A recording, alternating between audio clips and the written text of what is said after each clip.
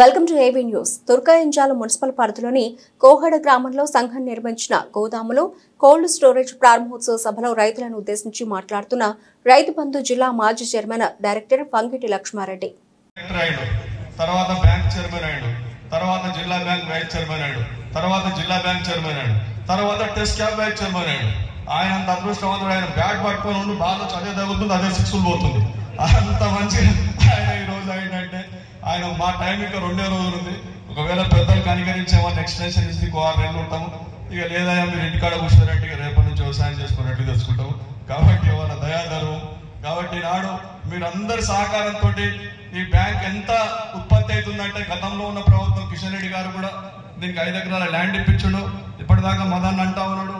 అప్పుడు ఎందుకంటే మేము కూడా అప్పుడు 439 కోట్లు వేరే సొసైటీలకి నుంచి వేరే మార్కెట్ కంపెనీకి అప్పు తెచ్చి ఒక నిధి పెట్టాం అక్కడ.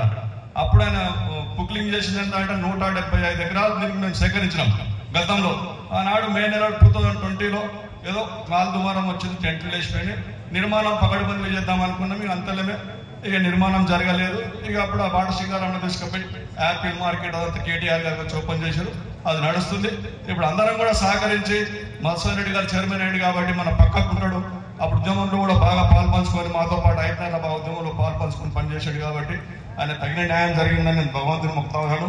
కాబట్టి ఆ మార్కెట్ కంపెనీ కూడా మీరు త్వరలో వచ్చినట్టయితే మీకు మంచి పేరు ఉంటుంది రంగారెడ్డి గారు. ఎందుకంటే ఈ కాన్స్టిట్యున్సీలో ఇది ఇంటిగ్రేటెడ్ మార్కెట్ అంటే చేపల కాడికి నుంచి మాంసం కాడికి ప్రతి ఒక్క వస్తువులు దొరికేటట్టుగా దీన్ని నమూనా చేశారు. కాబట్టి ఇంటిగ్రేటెడ్ అంటే ఏషియాలో పెద్ద మార్కెట్ కాబట్టి మీరు సహకరించబడ రామరెడ్డి గారు కూడా చెప్పాడు. వీళ్ళందరూ కూడా మీ ఆశీస్సులతో మంచిగా ఉంటారు కాబట్టి మీరు చేయండి. అదేవిధంగా చిన్న విన్నపమన్నా ఈ డాంబర్ రోడ్ కాడికి నుంచి ఈ మార్కెట్ ఏదైతుందో మేము కట్టిన సముదాయాన్ని కొద్దిగా రోడ్ శాంక్షన్ చేయించినట్టయితే మీకు దండం పెడతాం.